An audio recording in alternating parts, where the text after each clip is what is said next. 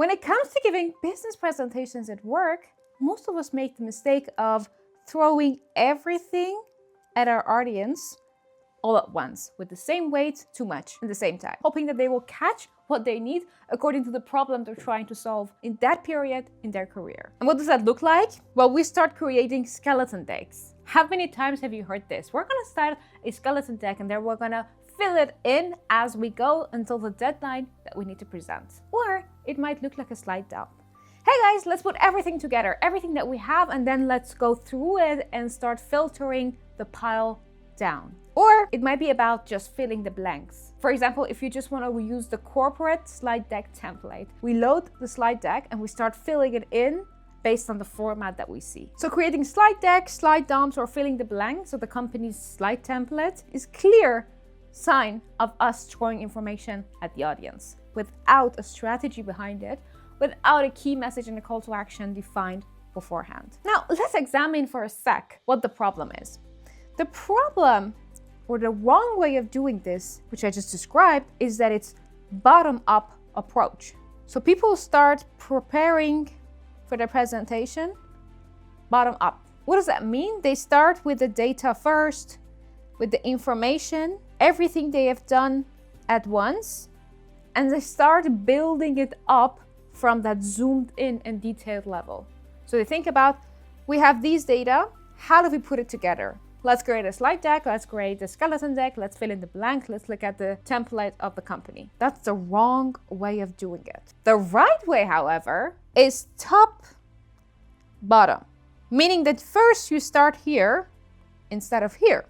You start with the story, you start with the message, and you start with the call to action that you desire for that presentation. So the old way doesn't have a structure. It might go zigzag, it might go in an S shape, it might go everywhere. But the right way has a clear structure, clear milestone, clear stops in between until we reach the final decision in our story, which is a call to action and a key message. That is why in this video, I want to talk about a simple 3-step framework to present your work professionally at your job. So we want to have that top-bottom approach instead of bottom-up. We want to start with the story, with a key message, and with the call to action first, and then work our way down. Instead of looking at everything we've done, look at everything we have, and then create the story from that. We want to do it the other way. So now let's look at it. Now this framework is called CII because the first step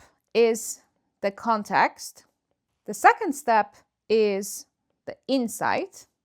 And third, we've got impact. CII. The information in the context part shows what is this. The information in the insight part talks about what matters. And last but not least, in the impact part, we want to answer why they should care. So we want to talk about the context. What's this event to begin with? What are we talking about? Then we want to go into insight from everything that we have found. What matters? What will move the needle? And then we want to talk about the impact, the most important thing. Why should people care and what they should do about it? 3-step framework, CII. Now, before I move on here, what I'm sharing with you right now is the ideal world. Using this framework is what good looks like when it comes to creating presentations at work. But once you start implementing it, mistakes start to arise. I've created a 30-minute webinar explaining these mistakes in detail and how to fix them. If you want to have access to it, click on the link in the description or the top comment, or you can also just scan this QR code here. Again, this is all about what good looks like, but you have to understand the mistakes as well so that you can implement this directly. Okay, let's continue. Let's start with the first one, the context. Context is all about helping people understand the situation first. Now, when I coach people when it comes to their presentation skills and the presentation they want to give at work, the context part is usually the first thing they receive feedback from me, because they either give too much or too little. And their most important question is, how much should I give? How much context do I need for them? So it's very important to know that on the spectrum of too little and too much, what does good look like for us? I see it time and time and time. When people are presenting something that the audience have no clue about, they immediately go into details, updates, and the audience is like, okay, what the heck is this thing that we are even talking about in the first place? Because of the curse of the knowledge, people think that other people have the same assumptions as them. And they start going into so much detail without understanding that they need to have the build up first and have the context at the right amount. So how much is enough? On the spectrum of too little and too much, where is good? So what does good look like? Should we give like 50%? Should we give it like 1 minute? Should we just allocate 5 minutes to the context? Well, there's no golden rule here. It all depends on the audience. You need to understand how much the audience knows about the topic you're going to talk about. How much build-up is needed for them to be ready to hear your message. And remember, the audience needs to be oriented. Why do we even give context?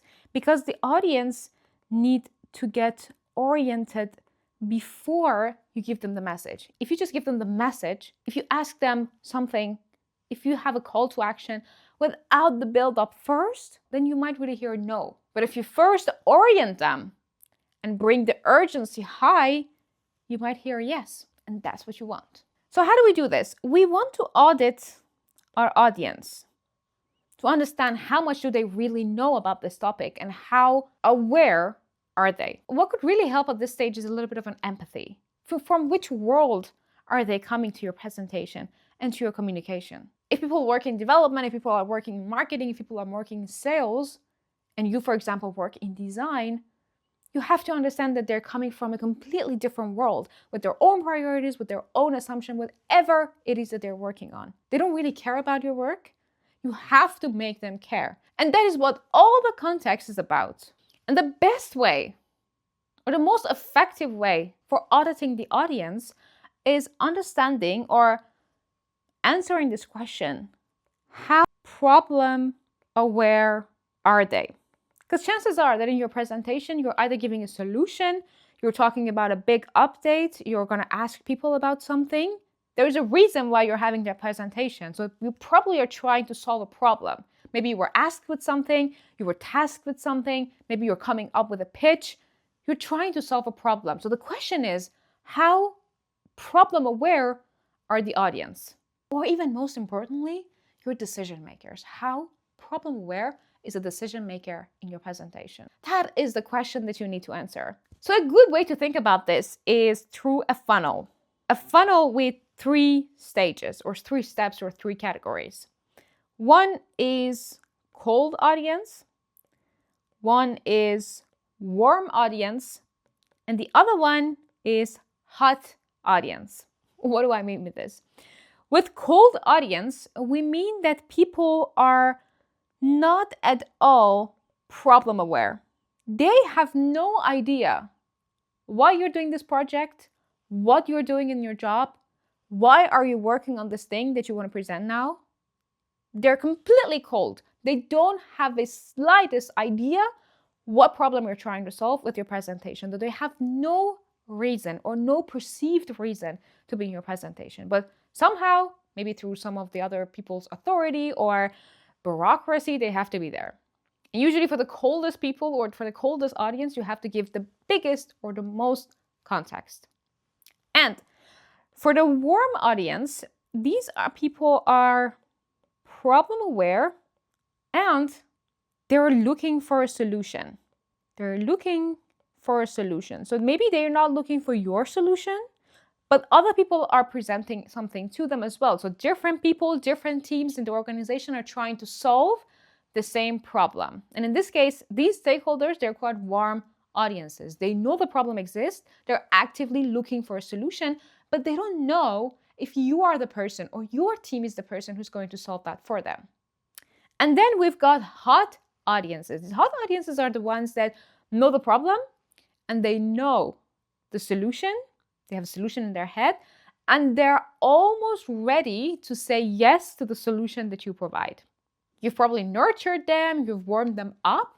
So now they are going to agree to give you the yes that you need for your project, for your update, whatever you are presenting. So Understand which level are the audience or decision makers you're presenting. Are they cold, are they warm, or are they hot? If you understand this, then you understand how much of a context you need to provide for that presentation to be successful and impactful. Okay, now that we talked about the context part, helping people understand the situation first, and we need to orient the audience before giving them the message and everything else we want to.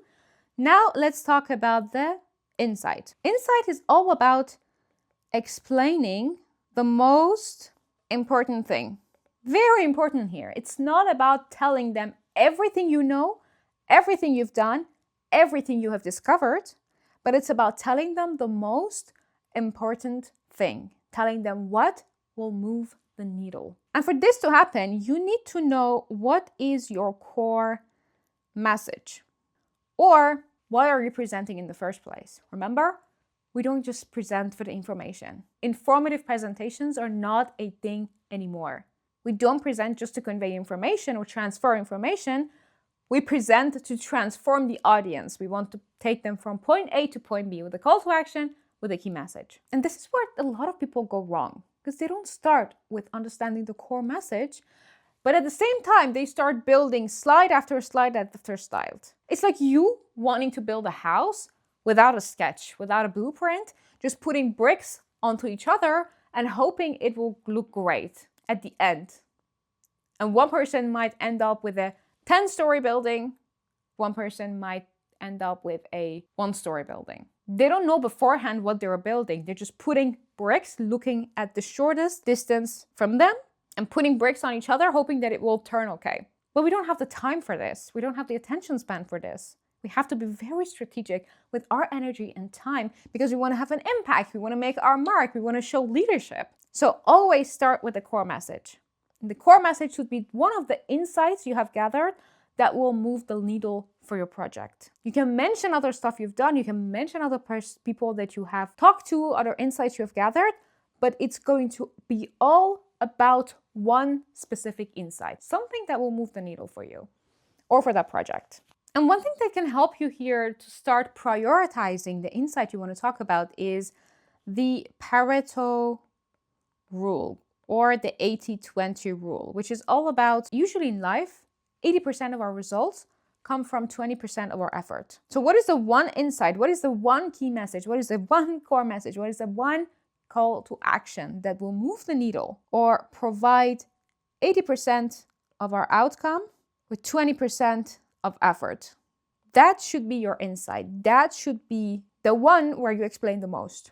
So to reiterate here, answer the question, what will move the needle? And it usually has to have a business aspect to it. Okay, now let's look at the third one, being the impact. Remember here, if you want to learn about the top 11 mistakes that people make when it comes to creating business presentations at work, make sure you scan this QR code or click on the link in the description where you will be directed to a 30-minute webinar where I explain all the 11 parts with quick fixes to it. Be sure to grab it. Now, let's talk about the impact. The impact is all about connecting to business value or the audience relevance.